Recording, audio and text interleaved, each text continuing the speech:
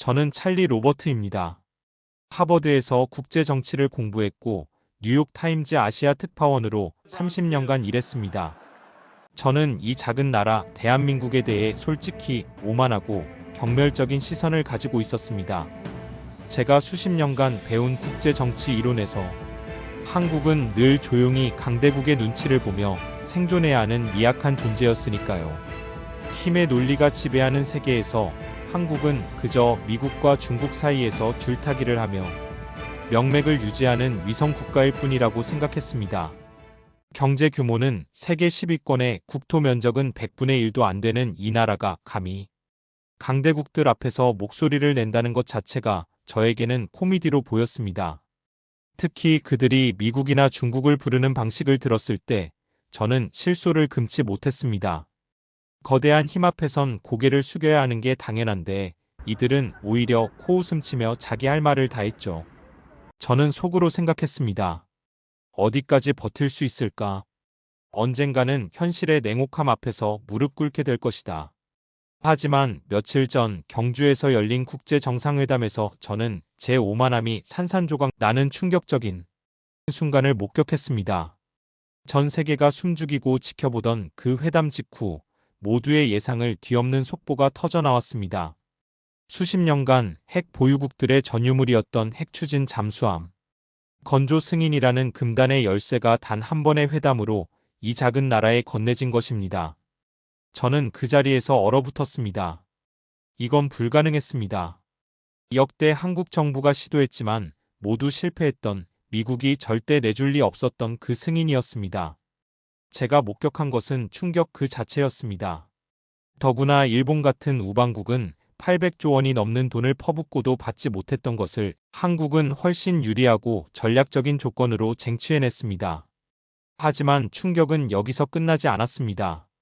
핵잠수함 건조 승인 발표가 있은 지 불과 24시간도 채 되지 않아 그 정교한 설계도가 온라인상에 퍼져나갔습니다. 수십 년의 노하우가 집약된 기밀 설계도가 마치 도깨비 방망이처럼 뚝딱 공개된 이 기적 같은 사건 앞에서 모든 방산 전문가들은 경악했습니다. 이 엄청난 속도 뒤에는 아무도 몰랐던 평범해 보였던 그의 치밀하고 끈질긴 15년 준비가 숨겨져 있었습니다. 그는 세계가 이 나라를 과소평가하는 동안 단 한마디의 말도 없이 지하 벙커 속에서 핵잠수함을 완성 직전까지 몰래 준비해왔습니다.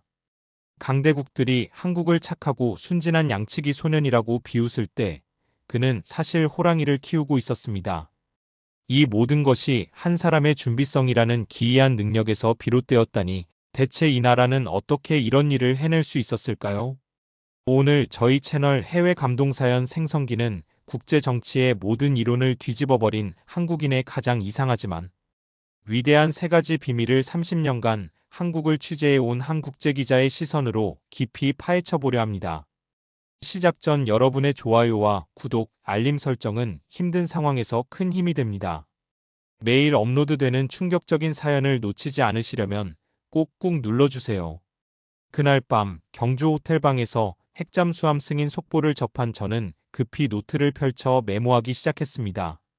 그리고는 제 인생에서 가장 길었던 30년 전, 제가 처음 이 나라에 발을 디뎠던 그때를 회상했습니다. 그때만 해도 저는 몰랐습니다.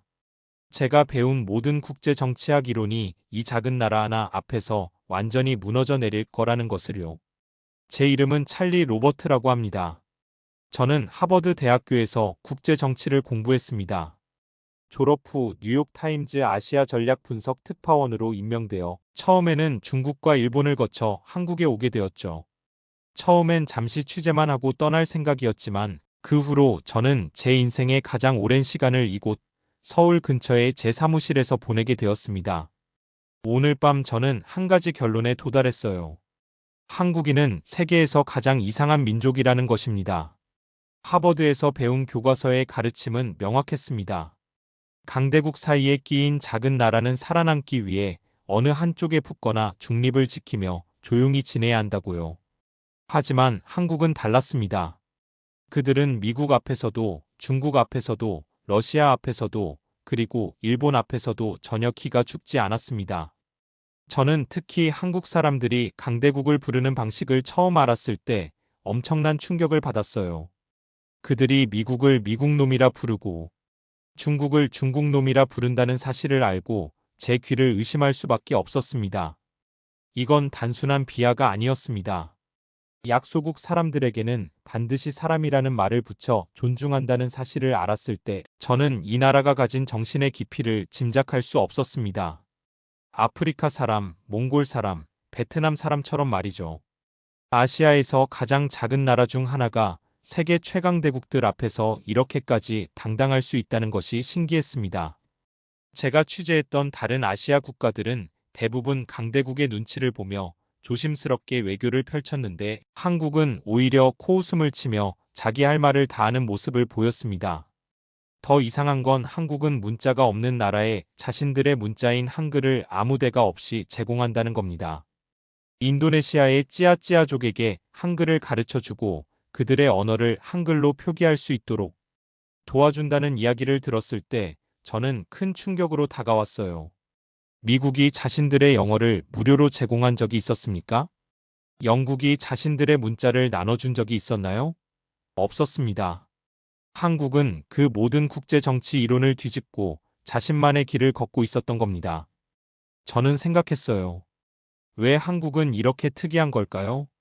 왜 다른 나라들과 다른 방식으로 세상을 바라보는 걸까요? 해답을 찾기 위해 저는 먼저 이 나라의 교육 시스템을 취재하기 시작했습니다. 한국에 온 지 얼마 되지 않았을 때였는데 뉴욕타임즈 본사로부터 아시아 주변국들의 교육 시스템을 비교 분석하라는 지시를 받았었죠. 당시만 해도 저는 일본의 교육 방식이 가장 우수할 거라고 생각했어요. 하지만 서울대학교 캠퍼스를 처음 방문했을 때 제 생각은 완전히 바뀌기 시작했습니다. 학생들이 단순히 암기한 지식을 되뇌는 게 아니라 질문을 던지고 토론하며 새로운 해답을 찾으려는 열정이 가득했습니다. 도서관에 들어가 봤더니 밤늦은 시간인데도 수많은 학생들이 연구에 몰두하고 있었어요. 이건 제가 하버드에서 봤던 풍경과 너무나 비슷했습니다. 그런데 정말 충격적인 사실을 알게 된 건 그 다음이었습니다. 한국의 평균 IQ가 세계 평균을 훨씬 뛰어넘는다는 연구 결과를 접했을 때 말이죠. 통계가 잘못된 게 아닐까 싶어 여러 연구 자료를 파헤쳐 봤지만 모든 자료가 같은 결과를 보여주고 있었습니다. 서울의 학원가를 방문했을 때는 더욱 놀라웠어요. 저녁 9시가 넘은 시간인데도 학원에서 나오는 학생들로 거리가 가득했습니다. 저는 깨달았습니다. 그들이 단순히 공부를 많이 하는 게 아니라 배우는 방식 자체가 달랐다는 것을요. 한국 교육은 단순히 암기식이 아니라 문제 해결 능력과 창의력을 키우는데 초점을 맞추고 있었습니다. 학생들은 공식을 달달 외우는 대신 왜 그 공식이 나왔는지를 이해하려 했고, 역사 수업에서는 사건의 배경과 영향을 분석했습니다. 저는 충격을 받을 수밖에 없었습니다. 개발도상국이 세계를 이끄는 선진국들의 교육 방식을 뛰어넘고 있었으니까요. 그 모든 것을 가능하게 만든 원동력은 바로 한국 부모들의 교육열이었습니다. 우골탑이라는 표현까지 있더군요. 소를 팔아서 아들의 등록금을 마련했다는 의미였습니다. 한국이 이렇게 빠르게 발전할 수 있었던 이유가 바로 이 교육과 똑똑한 국민들 때문이라는 걸 그때 깨달았습니다. 반도체, IT, 조선업에서 세계 1위를 차지할 수 있었던 것도 모두 이 똑똑한 인재들이 있었기에 가능했던 겁니다.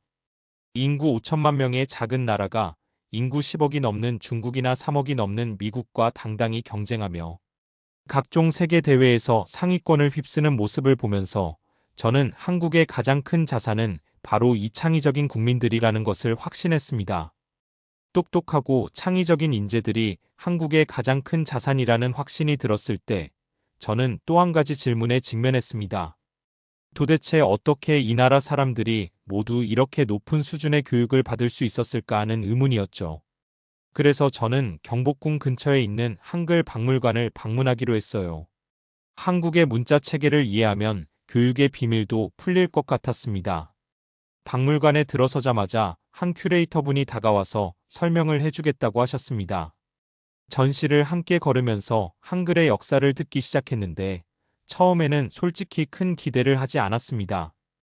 그냥 하나의 문자 체계일 뿐이라고 생각했거든요. 벽에 걸린 한글 자음과 모음을 보면서 저는 섣불리 판단했어요. 이건 그냥 그림처럼 보이는 단순한 문자구나 하고 말이죠. 그런데 큐레이터의 설명을 듣는 순간 제 생각은 완전히 바뀌었습니다.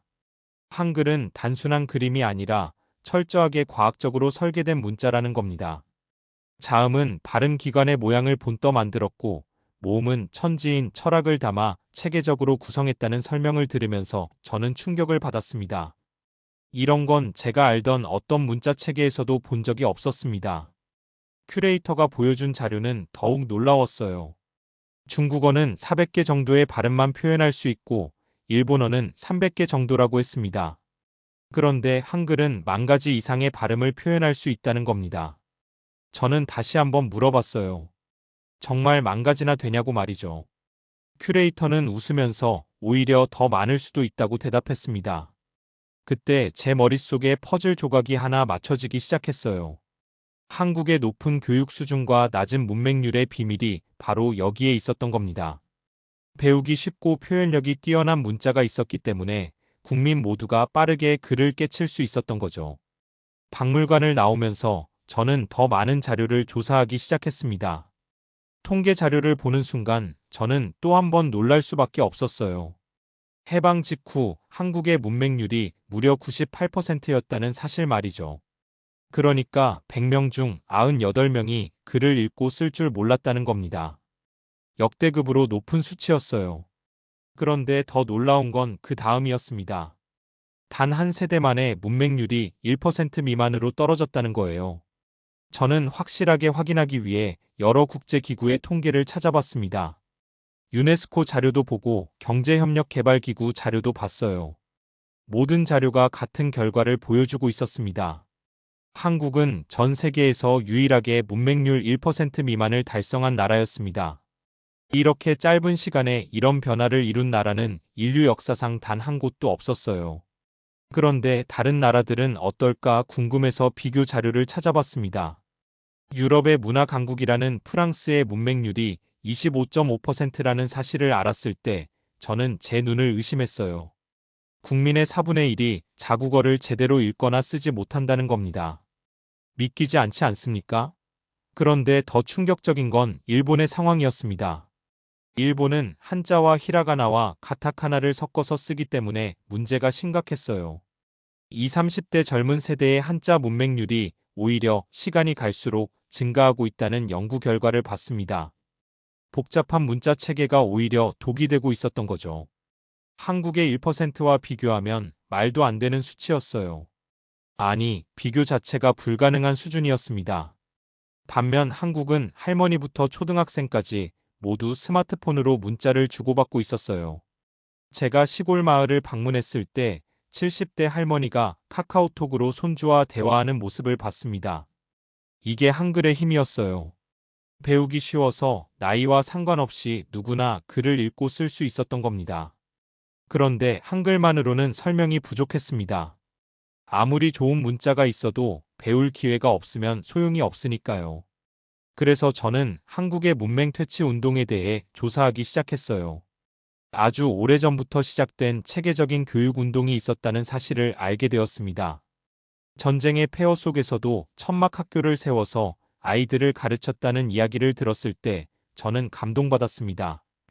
보릿고개를 넘으면서도 자식 학비만큼은 꼭 챙기던 부모들의 헌신, 굶주린 배를 채우기보다 자식의 머리를 채우기 위해 밤낮을 가리지 않았던 모습들이 기록으로 남아 있었습니다. 우골탑이라는 표현을 다시 떠올렸어요. 소 한 마리를 팔아서 아들의 등록금을 마련했다는 그 이야기 말이죠. 서양 사람들은 한국의 이런 교육열을 비웃었지만 결과를 보면 누가 옳았는지 확실하게 알 수 있습니다. 미국도 이런 속도로 문맹을 퇴치하지 못했고 유럽의 선진국들도 여전히 문맹 문제를 안고 있습니다. 그런데 한국은 단 한 세대 만에 문맹률 제로에 가까운 기적을 이뤄냈습니다.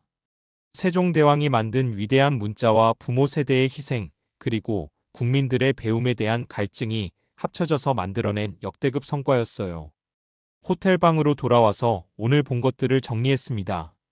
과학적인 한글 98%에서 1%로의 기적, 그리고 우골탑 정신.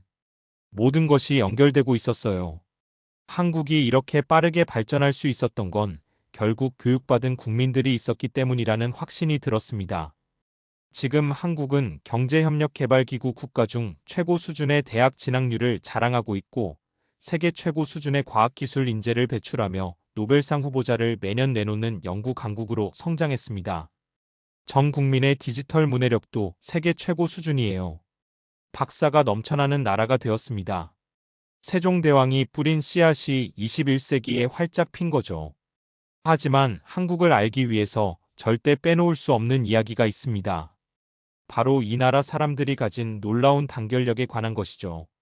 하나의 역사적 사건이 있었어요. 국가 경제가 하루아침에 무너지고 거리마다 실업자들이 넘쳐나던 그때 말입니다. 저 또한 그때를 생생하게 기억합니다. 제가 한국에 막 도착했을 때였어요. 뉴욕 타임즈 본사에서는 아시아 경제 위기를 취재하라는 지시를 내렸고 저는 서울로 파견되었습니다. 비행기에서 내려 시내로 들어오는 길에 본 광경은 충격적이었습니다.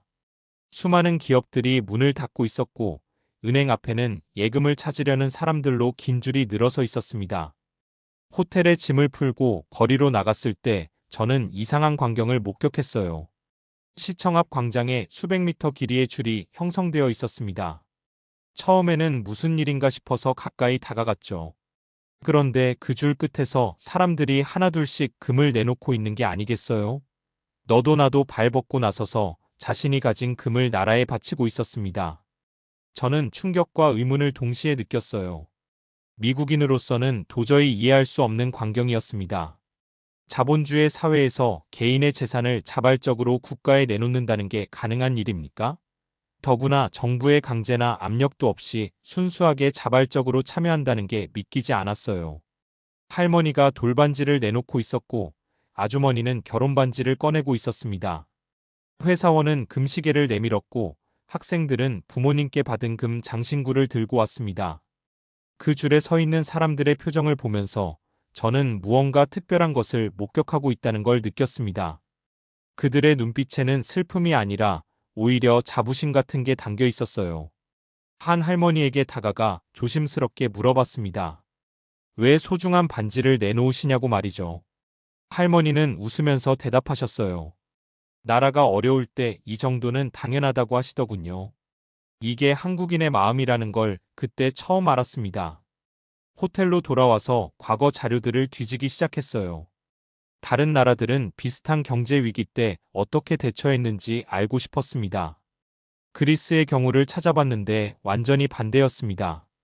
긴축 재정에 반대하는 시위가 연일 계속되었고 오히려 금 사재기와 외화 빼돌리기가 벌어졌다는 기록이 있었습니다.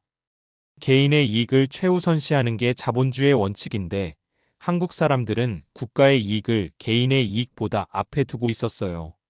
이건 경제학 교과서를 다시 써야 할 만큼 놀라운 현상이었습니다. 전문가들의 예상은 비관적이었어요. 최소 20년에서 30년은 걸릴 거라는 분석이 대부분이었습니다. 국제통화기금 관계자들도 회의적이었고 주변 아시아 국가들도 한국의 회복을 의심했어요. 그런데 결과는 모든 예상을 완전히 뒤집었습니다. 단 3년 만에 모든 빚을 갚아냈다는 소식을 들었을 때 저는 제 귀를 의심했어요. 이게 정말 가능한 일인가 싶어서 여러 경로로 확인해 봤습니다. 사실이었어요. 구제금융이 시작된 지 거의 정확히 3년 만에 모든 차입금을 상환하고 경제를 정상화시키는데 성공한 겁니다. 그런데 저를 더욱 감동시킨 건 숫자가 아니었습니다. 숫자보다 더 강한 무언가를 그 과정에서 느꼈어요. 바로 한국인들이 보여준 집단적 의지와 흔들리지 않는 신념이었습니다. 위기 앞에서 서로를 탓하는 게 아니라 함께 극복하자고 손을 잡았던 그 마음 말이죠. 외신 기자들은 앞다투어 한국의 이야기를 다루기 시작했어요. 세계에서 한 번도 본 적 없는 경이로운 광경이라고 표현했습니다. 한국을 배우자는 기사들이 쏟아져 나왔고 각국 정부는 한국의 사례를 연구하기 시작했어요. 유럽인들이 과연 나라 빚을 갚는 데 쓰라고 자신의 결혼 반지를 내놓기 위해 줄을 설 수 있을까요? 저는 확신합니다. 절대 불가능하다고 말이죠. 지금까지도 저에게는 하나의 미스터리로 남아 있습니다. 도대체 무엇이 한국 사람들을 그렇게 행동하게 만들었는지 말이죠. 하버드에서 배운 경제 이론으로는 설명이 되지 않았어요. 합리적 경제 주체라면 자신의 자산을 지키려고 했을 텐데 한국 사람들은 정반대로 움직였습니다. 책상 앞에 앉아 그때의 사진들을 다시 꺼내봤어요. 금을 내놓기 위해 줄 서 있는 사람들, 돌반지를 손에 쥔 할머니, 결혼반지를 바라보며 눈물 흘리는 아주머니, 금시계를 내미는 회사원의 모습들이 선명하게 담겨 있었습니다. 이 사진들을 볼 때마다 저는 전율을 느껴요. 이건 단순한 경제 회복이 아니었습니다. 한 민족이 가진 저력을 보여준 사건이었어요. 어려울 때면 공동체를 위해 팔을 걷어붙이고 나서는 사람들. 개인의 희생을 기꺼이 감수하며 함께 극복해 나가는 정신. 이것이 바로 한국이 가진 가장 큰 무기였습니다. 이 경험은 한국 사회를 더욱 강하게 만드는 디딤돌이 되었습니다. 위기를 기회로 삼아 더욱 단단해졌고 오늘날 세계 경제 강국으로 우뚝 설 수 있었던 원동력이 되었어요. 한국인들은 어려움 속에서 더욱 빛을 발하는 독특한 정신력을 가지고 있었습니다. 노트에 오늘의 생각을 정리했어요. 금 모으기 운동, 3년 만에 극복, 자발적 참여, 단결력. 모든 것이 하나로 연결되고 있었습니다. 한국이라는 나라를 이해하기 위해서는 반드시 이 사건을 알아야 한다는 확신이 들었어요. 이것이야말로 한국인의 숨은 저력을 보여주는 완벽한 증거였으니까요. 2000년대를 넘어서면서 한국에는 또 다른 변화의 바람이 불기 시작했습니다. 저는 서울의 한 IT 벤처 단지를 취재하게 되었어요. 뉴욕 타임즈 본사에서 아시아 디지털 혁명에 관한 기사를 써달라는 요청이 왔고, 저는 자연스럽게 한국으로 발걸음을 옮겼습니다. 거리를 걸으면서 저는 한국 사람들이 자주 쓰는 표현을 떠올렸어요. 바로 빨리빨리라는 말이죠. 처음에는 단순히 급한 성격을 나타내는 표현이라고 생각했습니다. 미국인들도 한국 사람들의 이런 성향을 이야기할 때면 조급하다는 뉘앙스로 말하곤 했어요. 그런데 서울의 현장을 직접 보면서 제 생각은 완전히 바뀌기 시작했습니다. 한 대형 전시관에 들어갔을 때 제 눈앞에 펼쳐진 광경은 충격적인 진실이었습니다. 세계 최고 속도를 자랑하는 초고속 인터넷 인프라가 이미 전국에 깔려 있었던 겁니다. 기술자들과 이야기를 나누면서 알게 된 사실은 더욱 놀라웠어요. 이건 최근에 만들어진 게 아니라 이미 몇 년 전부터 체계적으로 준비해 온 결과물이었습니다. 미국도 초고속 인터넷을 깔고 있었지만 속도나 보급률 면에서 한국과는 비교가 되지 않았어요. 유럽의 선진국들도 마찬가지였습니다. 그런데 한국은 누구도 넘볼 수 없는 수준으로 이미 앞서 나가고 있었던 겁니다. 도시는 물론이고 시골 구석구석까지 초고속 인터넷이 연결되어 있었어요. 저는 깨달았습니다. 빨리빨리가 단순히 급한 성격이 아니었다는 것을요. 이건 능력이었어요. 남들보다 빠르게 움직일 수 있는 힘이자 미래를 내다보는 통찰력이었습니다. 한국 사람들은 세상이 어디로 가는지 정확히 알고 있었고 그 방향으로 가장 빠르게 달려가고 있었던 겁니다. 반도체 산업을 조사해 봤을 때도 같은 패턴이 보였습니다.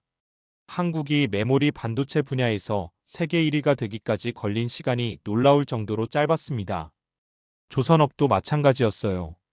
후발주자였던 한국이 일본을 제치고 세계 1위로 올라서는 데 걸린 시간은 다른 나라들로서는 상상할 수 없는 속도였습니다. 그런데 숨겨진 비밀은 따로 있었습니다. 한국 사람들은 일만 빠른 게 아니라 놀 때도 최선을 다한다는 사실이었습니다. 통계 자료를 찾아봤더니 믿기 힘든 결과가 나왔어요.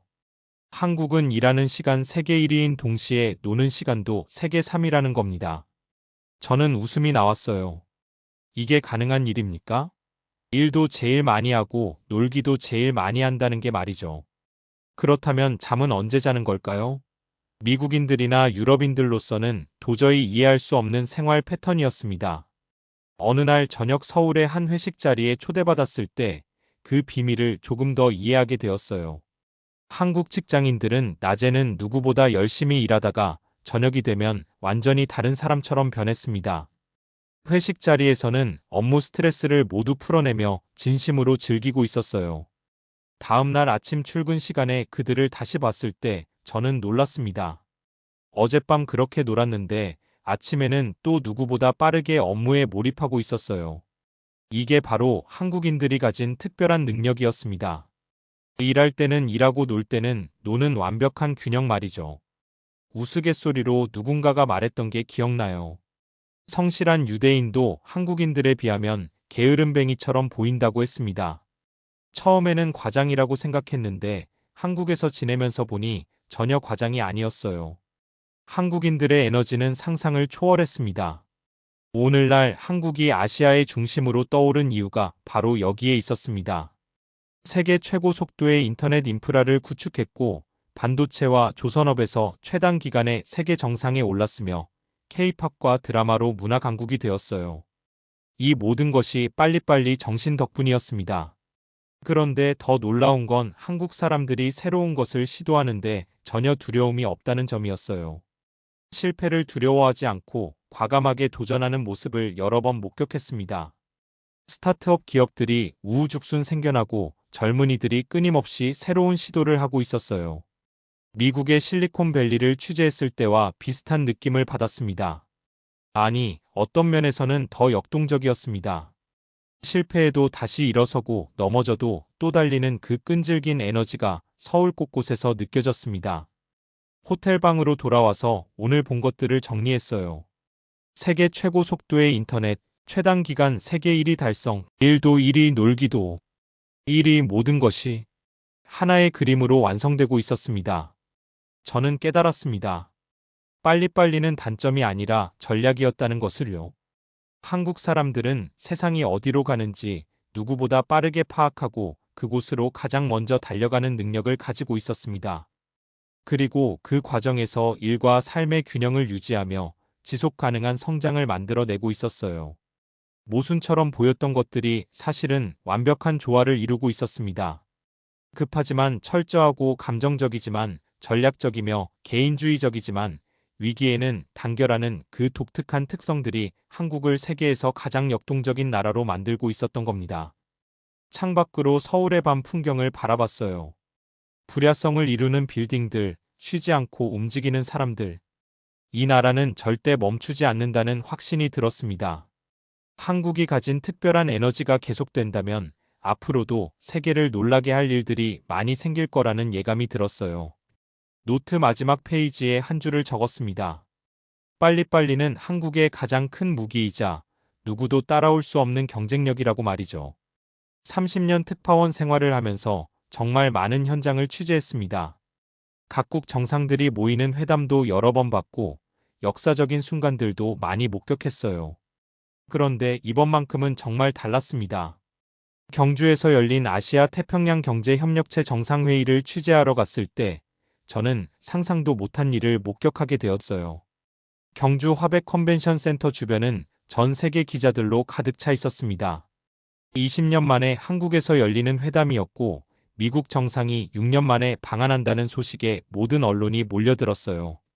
중국 정상도 11년 만에 한국을 찾았다는 사실이 더욱 이목을 집중시켰습니다. 저는 뉴욕타임즈 특파원 자격으로 현장에 있었어요.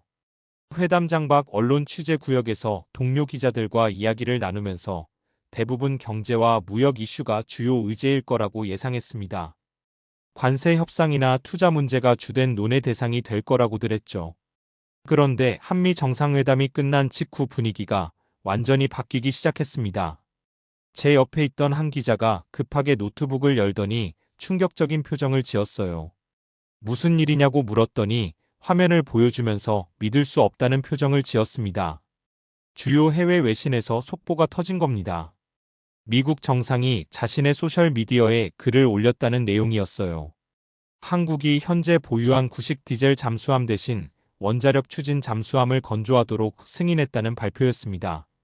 저는 그 자리에서 얼어붙었습니다. 이게 정말 현실인가 싶었어요. 핵잠수함 건조 승인이라니 믿을 수 있겠습니까? 옆에 있던 일본 기자의 얼굴이 새하얗게 변하는 게 보였습니다. 그는 급하게 본사에 전화를 걸면서 당황한 목소리로 확인을 요청하고 있었어요. 제 머릿속이 복잡하게 돌아가기 시작했습니다. 한미 원자력 협정 개정이 필요한데 어떻게 이렇게 갑자기 승인이 날 수 있는 걸까요? 역대 정부마다 시도했지만 모두 실패했던 일이었어요. 고농축 우라늄은 핵무기 개발로 이어질 수 있기 때문에 미국이 절대 풀어주지 않던 족쇄였습니다. 취재 노트를 펼치고 빠르게 메모하기 시작했어요. 한국 정상이 전날 회담에서 핵 추진 잠수함 연료를 공급받을 수 있도록 결단해 달라고 요청했다는 내용이 추가로 들어왔습니다. 그리고 미국 정상은 즉각적으로 화답한 겁니다. 경제회담이 주된 의제였지만 진짜 중요한 결정은 바로 이 핵잠수함 승인이었어요. 미국 정상은 추가로 글을 올렸습니다. 한국은 미국 필라델피아 조선소에서 원자력 추진 잠수함을 건조할 것이고 미국 조선업은 화려한 부활을 이룰 거라는 내용이었어요.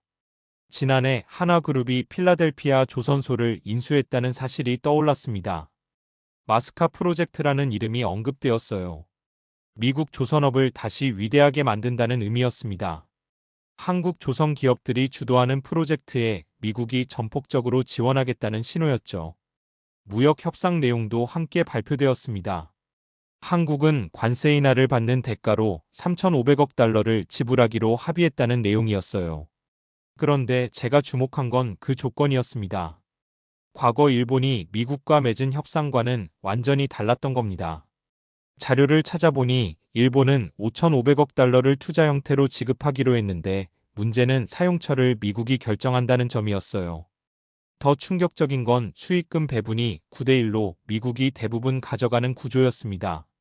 반면 한국은 3,500억 달러 중 2,000억 달러가 현금이고 1,500억 달러는 조선업 협력에 투자하는 구조였어요. 한국 조선 기업들이 주도하게 되어 있고 투자처도 한국이 결정하며 문제가 생기면 회수할 수 있는 안전장치까지 마련되어 있었습니다. 일본 기자들의 당황한 표정이 이해가 갔어요.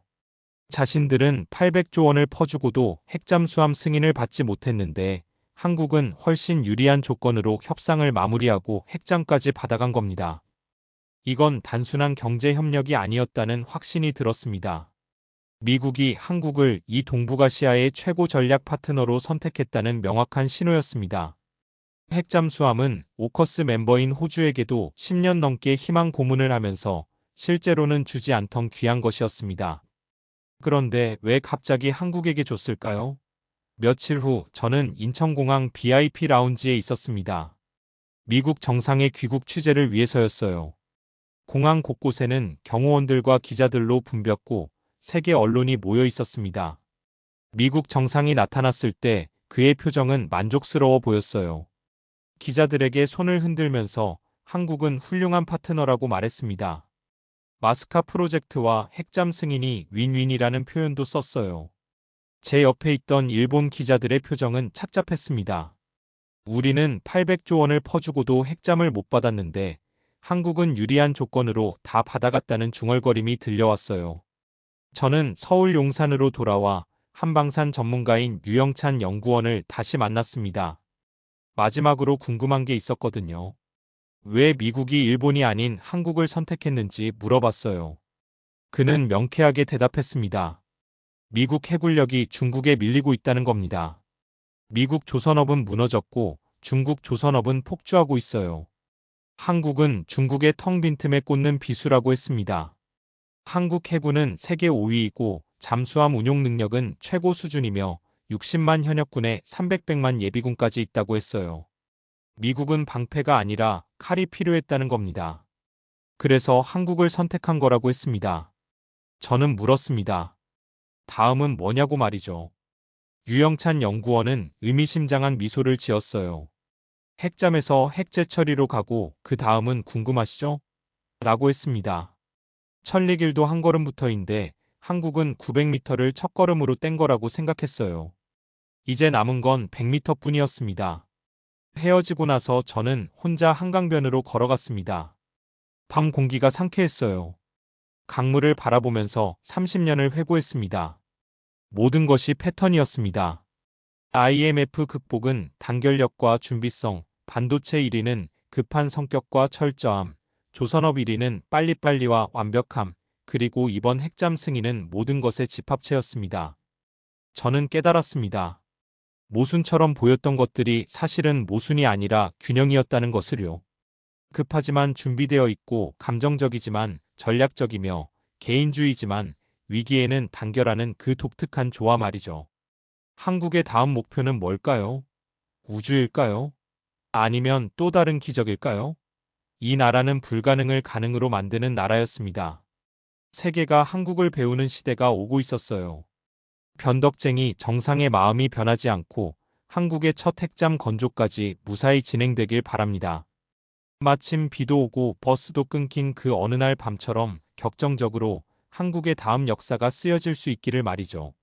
30년 전 서울에 온 건 제 인생 최고의 행운이었습니다. 가난한 나라가 강대국이 되는 과정을 목격했어요. 아무도 관심 갖지 않던 작은 나라가 조금씩 부지런히 성장해서 누구도 예측 못한 눈부신 발전을 이뤄냈습니다. 한국은 이제 동북아시아 최강국으로 우뚝 섰어요. 누구도 넘볼 수 없는 위치에 올라섰습니다. 원더풀 코리아